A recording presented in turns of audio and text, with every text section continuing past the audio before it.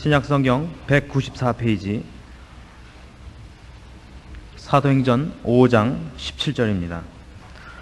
대제사장과 그와 함께 있는 사람 즉 사두개인의 당파가 다 마음의 시기가 가득하여 일어나서 사도들을 잡아다가 옥에 가두었더니 주의 사자가 밤에 옥문을 열고 끌어내어 가로되 가서 성전에 서서 이 생명의 말씀을 다 백성에게 말하라 하매 저희가 듣고 새벽에 성전에 들어가서 가르치더니 대제사장과 그와 함께 있는 사람들이 와서 공회와 이스라엘 족속의 원로들을 다 모으고 사람을 옥에 보내어 사도들을 잡아오라 하니 관속들이 가서 옥에서 사도들을 보지 못하고 돌아와 말하여 가로되 우리가 보니 옥은 든든하게 잠기고 지킨 사람들이 문에 서수되 문을 열고 본즉 그 안에는 한 사람도 없더이다 하니 성전 맡은 자와 제사장들이 이 말을 듣고 의혹하여 이 일이 어찌 될까 하더니 사람이 와서 고하되 보소서 옥에 가두었던 사람들이 성전에 서서 백성을 가르치더이다 하니 성전 맡은 자가 관속들과 같이 가서 저희를 잡아왔으나 강제로 못함은 백성들이 돌로 칠까 두려워함이로라. 26절 말씀까지 봉독했습니다. 오늘 읽은 본문인 사도행전 5장 17절에서 26절 사이에 있는 이 기록은 우리 모든 예수를 믿는 신앙인들에게는 참 우리도 신앙적으로 살아나가는 현실 생활에 있어서 이런 하나님의 간섭과 지키심이 있었으면 싶은 아주 대표적인 사건이라고 생각을 합니다. 대제사장과 사두개인의 당파가 사도들을 잡아다가 옥에 가두었는데 주께서 사자들을 보내어 밤에 저들을 탈옥시켜 주셨습니다. 성경에는 이런 기적들에 대한 기록이 많이 있습니다. 다니엘이 사자굴에 빠졌는데 주의 천사가 와서 사자들의 입을 막고 다니엘을 해치지 못하게 했습니다. 대표적인 기적으로는 홍해를 건넌 사건 같은 것이 있죠. 죽은 사람이 살아난 사건도 있고 병이 고침을 받는 것도 있고 귀신이 쫓겨가는 것도 있습니다. 성경에 기록되어 있는 이런 내용들을 우리가 어떻게 이해해야 하는가 하는 것은 오늘날 아주 중요한 문제가 되었습니다. 우리는 하나님이 그런 일들을 능히 하실 수 있다는 것을 믿고 성경에 기록된 것이 사실이라는 것을 믿습니다. 우리에게 그런 일이 일어날 수 있다는 것도 믿습니다. 그런데 실제로는 일어나지는 않습니다. 여기가 어렵죠.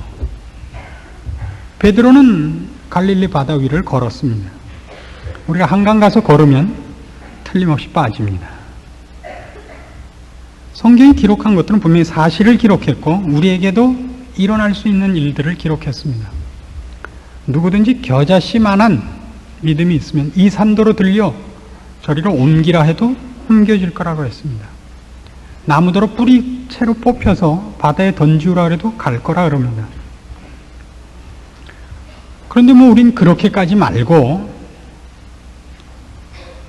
우리 애 이번에 대학교 시험 보는데 그래서 평소보다 10%만 성적이 더 잘 나오게 해주십시오. 이런 것도 잘 안 된단 말이에요. 무슨 톱을 한다든가 망치를 한다든가 이런 거 말고 어떻게 해야 될지 모르겠어요. 저는 지금 굉장히 감기가 깊이 들어가지고요. 오늘 설교를 할 수 있을까 못할까 이렇게 망설이면서 어젯밤에 기도를 했습니다. 하나님, 이 설교만은 할 수 있게 해주십시오. 도무지 낫질 않아요. 하여튼 하긴 했으니까 이 기도가 응답 받은 겁니까? 그럼? 아직도 두통도 나고 사람이 여럿으로 보이고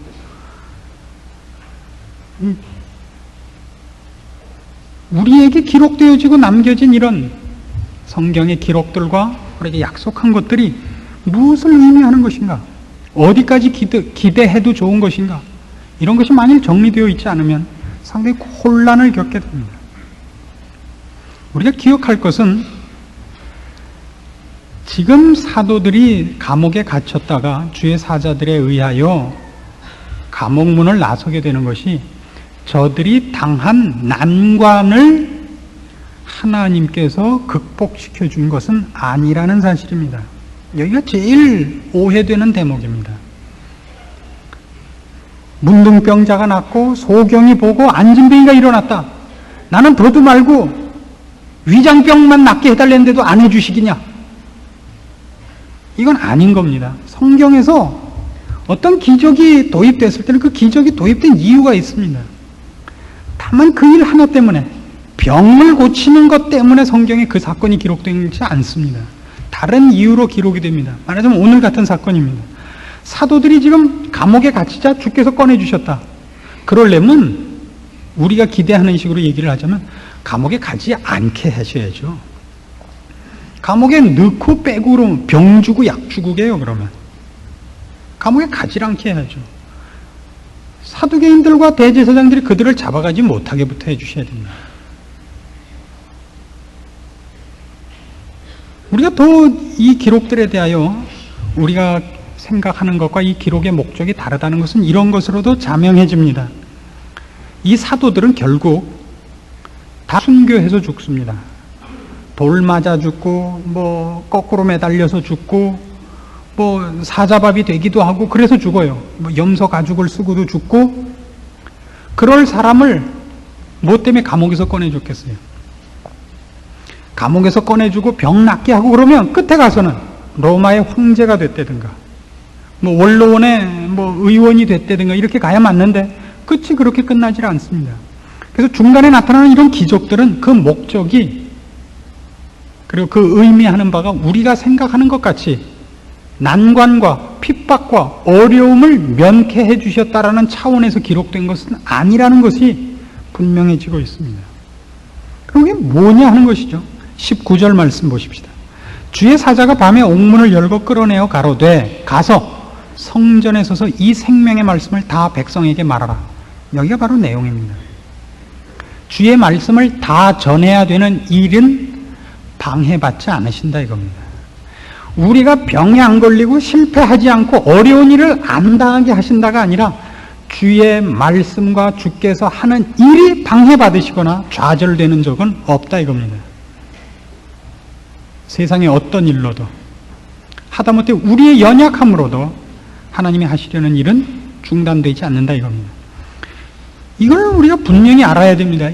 그러면 이 사건, 말하자면 지금 사도들이 감옥에 갇히고 주의 사자들에 의하여 감옥에서 지금 나오는 이런 기적들이 우리에게 실제로 있는 일이라는 것을 우리가 알게 됩니다. 사도행전에 기록된 것들, 안진뱅이가 일어나고 죽은 자가 살아나고 감옥에 갇혔다가 나오고 방언을 하고 이런 일들은 오늘날도 있고 우리가 지금 친히 경험하고 있고 그 간섭 속에 있습니다. 모습을 달리하고 있죠. 그래서 모릅니다. 이거랑 같습니다. 비타민 C를 알약으로 먹는 것과 종합 비타민을 먹는 것과 식사를 하는 것은 어느 쪽이 난 겁니까? 일반 식사를 하는 쪽이 훨씬 낫습니다. 제철에 나는 과일을 먹으면 필요한 비타민 공급은 다 된다는 거 아닙니까? 그걸 약으로 먹어야 된다는 것은 그쪽이 더 혜택을 받거나 특별 취급을 받는 게 아닙니다. 일상적인 방법에 의하여 영양을 섭취하는 것이 훨씬 잘하는 겁니다. 내가 뿌려서 거둬서 먹는 것, 이것만큼 복되고 하나님께서 우리를 사랑하시고 우리를 인도하시는 가장 놀라운 방법은 없습니다. 그걸 알약으로 먹고 링겔 맞고 이거는 그것보다 못한 방법이죠. 그러나 우리는 비정상적인 방법, 특별한 방법이어야만 하나님이 우리를 사랑하는 방법일 거라고 생각을 합니다. 하나님이 우리를 얼마나 사랑하시고 지금도 바로 이런 기적들이 우리에게 어떻게 일어나고 있는가를 지금 몇 가지 사건을 통해서 추적해 보기로 하십시다. 이사야서 7장 말씀으로 갑니다. 구약성경 973페이지 이사야 7장 1절 말씀부터 합니다. 우시아의 손자요 요담의 아들인 유다왕 아하스 때 아람왕 르신과 르말리아의 아들 이스라엘 왕 베가가 올라와서 예루살렘을 쳐서는 능히 이기지 못하니라.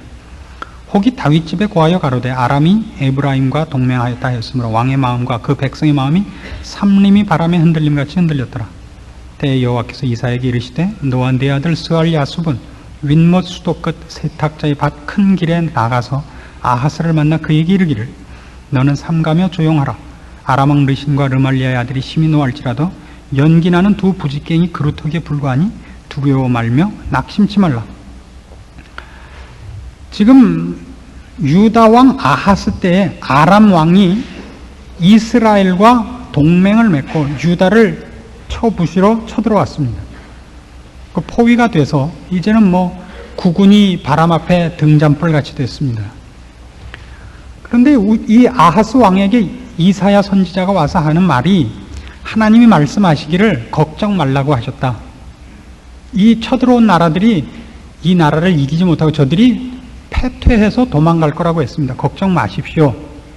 그리고 그렇게 될 것이 사실인 걸 왕께서 아시기 위하여 징조를 구하십시오 그럽니다.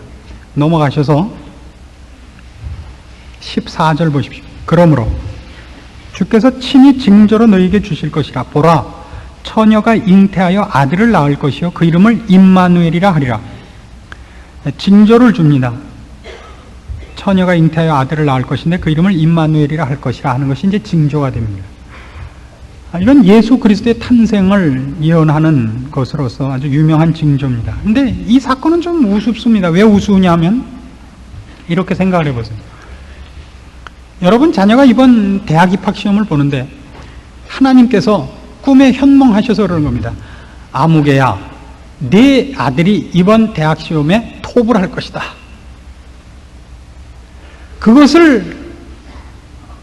그것이 사실인가 아닌가를 징조를 구해라.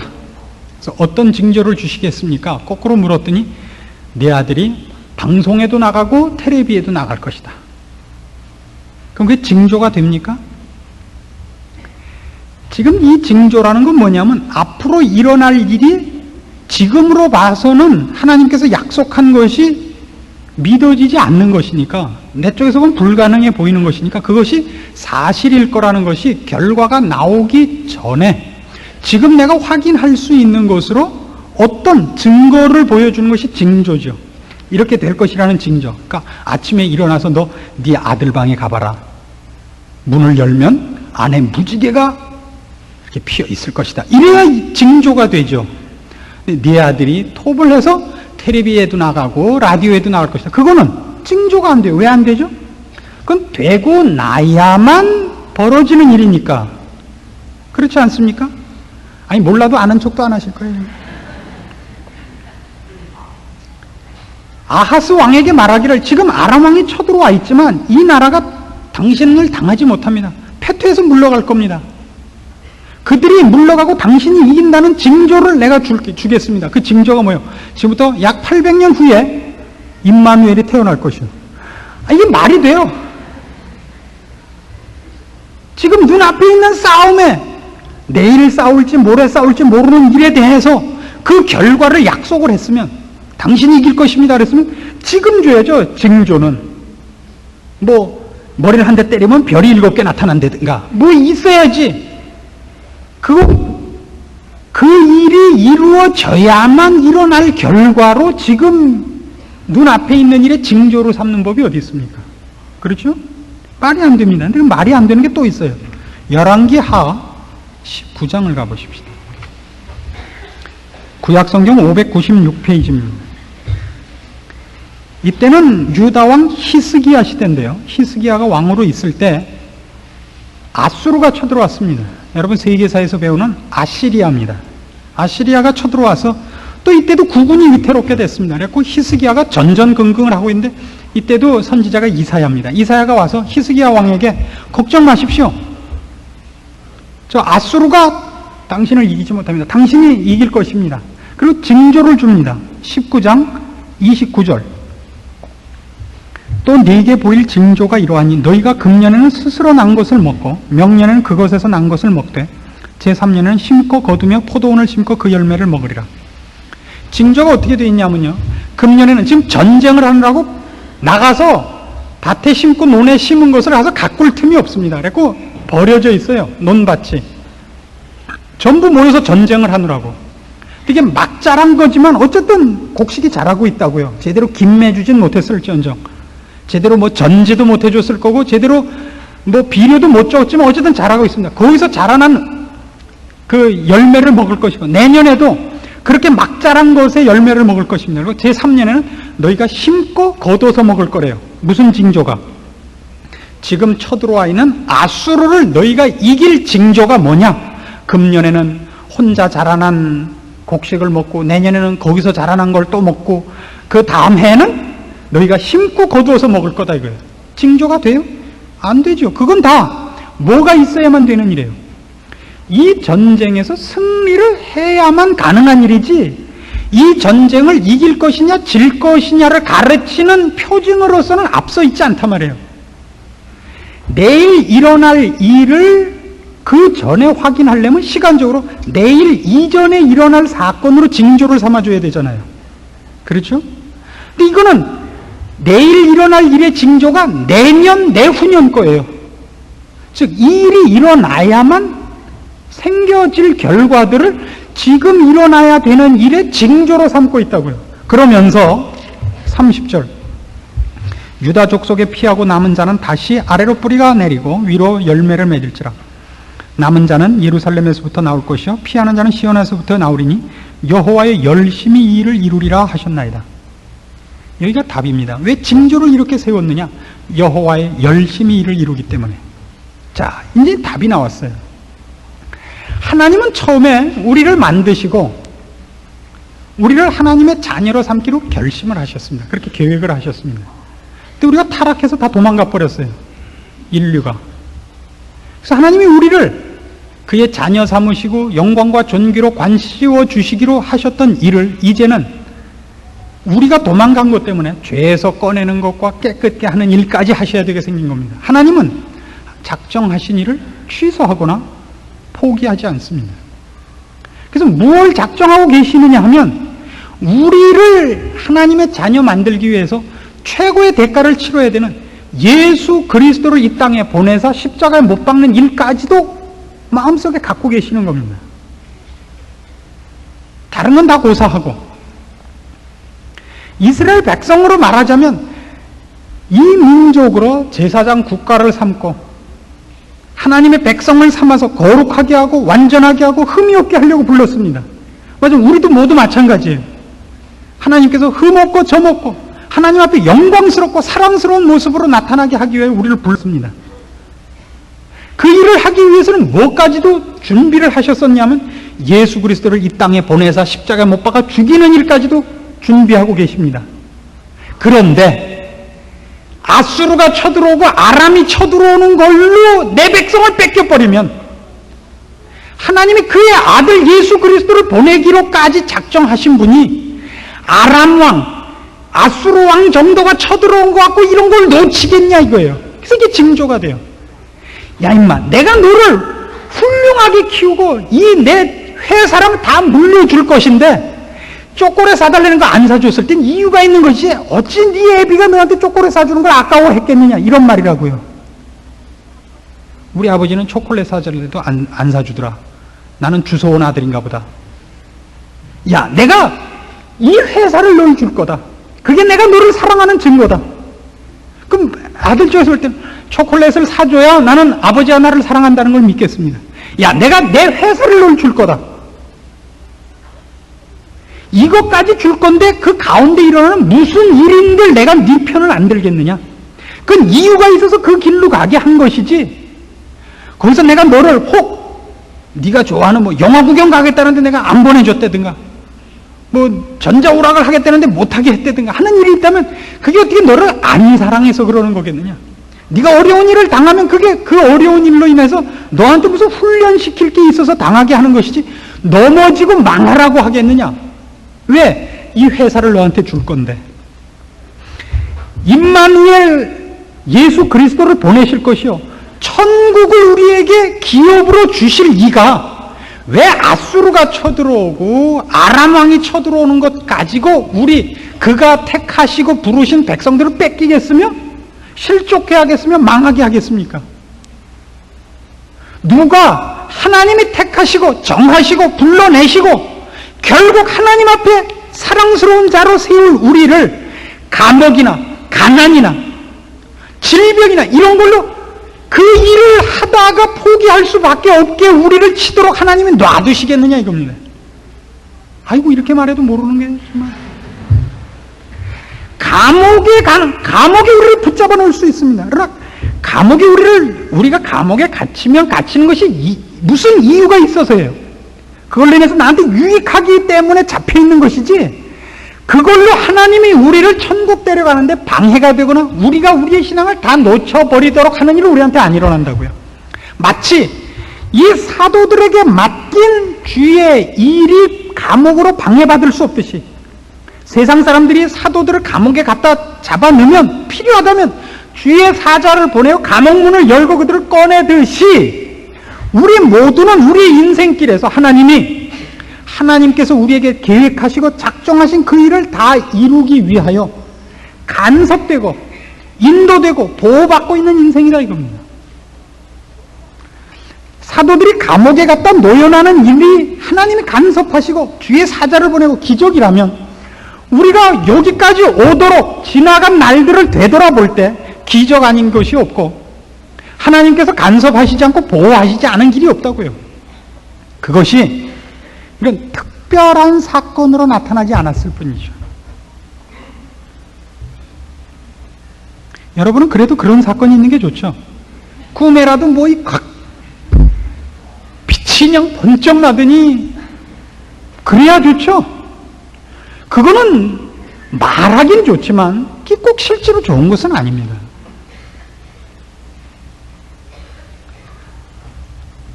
이사야 9장으로 가보십시오. 아까 그 이사야서 7장에 있었던 이 임마누엘 사건은 뒤에 가서 이렇게 또 나옵니다.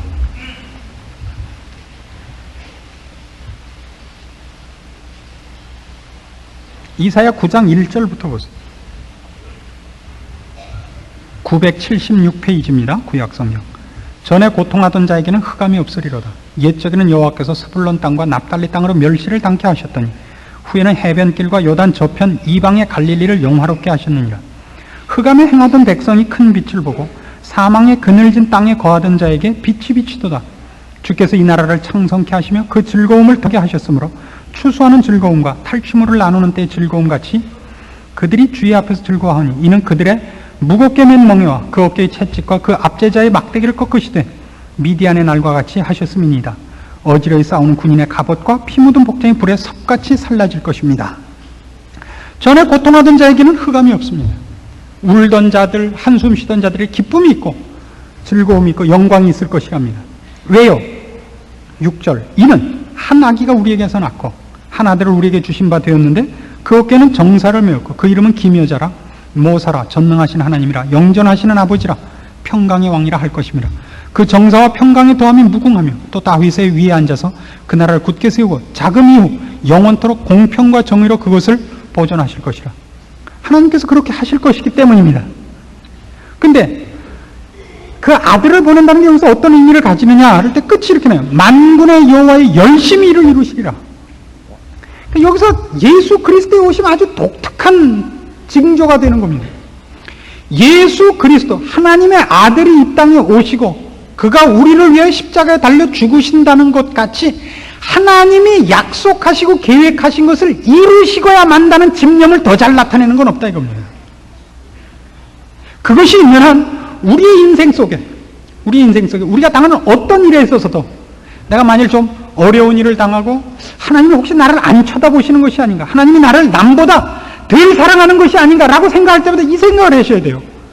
예수 그리스도를 나를 위하여 주신 이가 다른 거를 왜 아끼겠는가 이거예요. 하나님의 열심이에요. 이게. 로마서 8장으로 가보십시오. 성경 언제나 그래서 예수 그리스도 사건을 이렇게 인용하는 거예요. 지금같이 하나님이 하시겠다고 한 이상은 하시고야 만다. 그리고 그가 하시겠다고 한 걸 하는 열심과 집념이 어느 만큼이냐 할 땐 예수 그리스도를 십자가에 못 박은 열심이란 말이에요. 로마서 8장 31절. 그런즉 이 일에 대하여 우리가 무슨 말 하리요? 만일 하나님이 우리를 위하시면 누가 우리를 대적하리요? 말 이해하시겠어요 이제? 하나님이 우리 편이면 누가 하나님의 고집을 뭐이 맡겠냐 말이에요. 뭐이? 자기 아들을 아끼지 아니하시고 우리 모든 사람을 위해 내어주신 이가 어찌 그 아들과 함께 모든 것을 우리에게 은사로 주지 아니하시겠느뇨? 다른 건 다 고사하고 예수 그리스도를 나를 위해 보내셨다는 것은 그건 최고의 희생이요. 최고의 뭐예요, 그 다음에? 하여튼 최고의 최고잖아요. 그 이상은 없잖아요. 그죠? 내가 누구를 좋아해서 누나를 뺀 정도가 아니라 목을 잘라준 거잖아요. 눈을 빼줘도, 이야, 이렇게 나를 생각한단 말이냐? 이렇게 생각할 거 아니에요. 누가 구슬치기를 하는데 구슬이 없다 그래서 내가 사랑하는 아들이 구슬치기를 하는데 아빠 구슬이 없어요. 그러냐? 내 누나를 갖고 놀아라. 이래도 벌써 이야, 우리 아버지는 정말 나를 사랑하는구나 이렇게 생각할 텐데, 아버지 볼링을 하는데 볼링이 없어요. 그러냐? 내 대가리로 해라. 이따가 더 이상은 물어볼 게 없잖아요.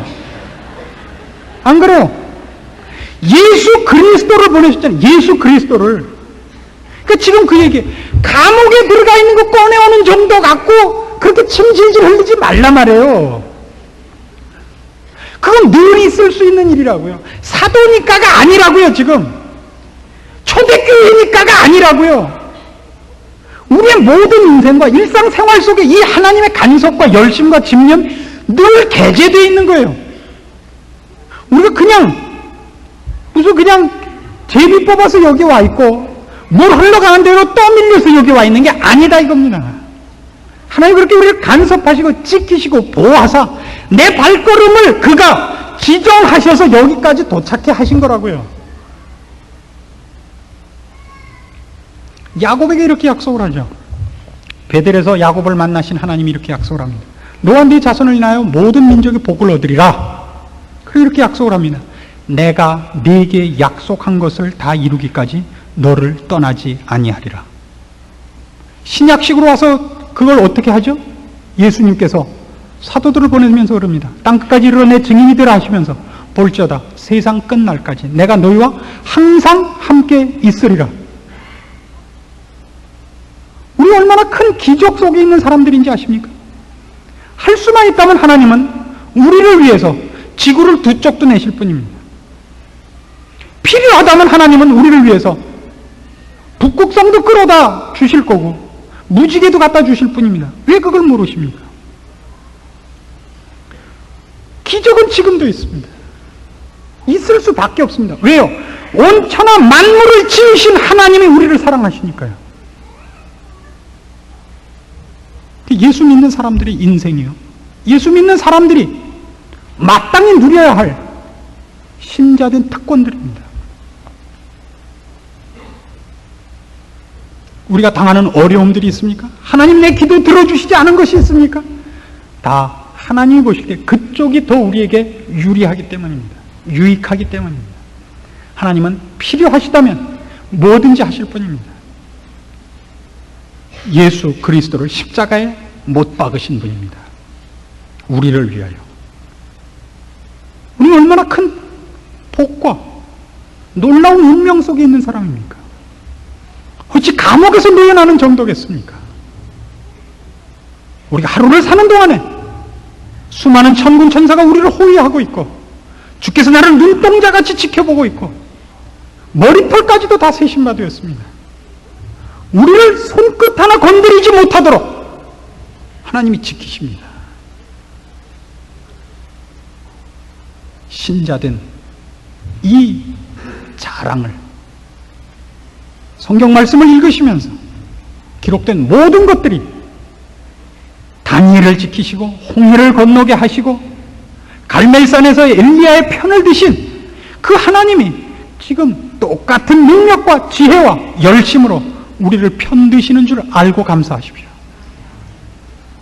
여러분을 해할 자 없습니다. 건들 자 없습니다. 로마서 8장식으로 얘기할 때 사망이나 생명이나 천사들이나 권세자들이나 현재일이나 장래일이나 능력이나 높음이나 깊음이나 다른 아무 피조물이라도 우리를 우리 주 그리스도 예수 안에 있는 하나님의 사랑에서 끊을 수 없습니다. 기도하십시다. 하나님 아버지, 우리의 우리 된 것을 인하여 주 앞에 감사합니다. 우리를 사랑하시는 하나님의 사랑과 지키시는 능력과 돌보시는 하나님의 그 깊고 무한하신 능력에 대하여 감사합니다. 미련하고 어리석은 저희들이 감사할 줄 모르고 자랑할 줄 모르고 찬송할 줄 모르고 산 것 주님 앞에 고백하고 이제 다시 주의 사람으로 힘있게 승리하기로 약속합니다. 주께서 사도들을 감옥에서 꺼낸 것으로 놀라지 말고 천군 천사를 보내어 나를 지키며 죽은 가운데서 나를 꺼내셨으며 내 발걸음을 지키고 반석 위에 세우시며 오늘도 아무도 나를 건드리지 못하게 주의 그 크신 사랑으로 지키심을 인하여 주 앞에 감사할 줄 아는 저희들 되게 하시고, 그래서 더욱더 우리에게 주께서 베푸신 모든 은혜와 주의 요구를 따라 신앙의 싸움을 하기로 결심하는 복된 결심을 허락하시옵소서. 우리의 삶이 주의 기쁨이 되며 주의 기뻐하심을 입은 것으로 우리의 자랑이 되는 복된 신자의 길이 되도록 충성스럽게 간섭하여 주시옵소서. 예수님의 이름으로 기도합니다. 아멘.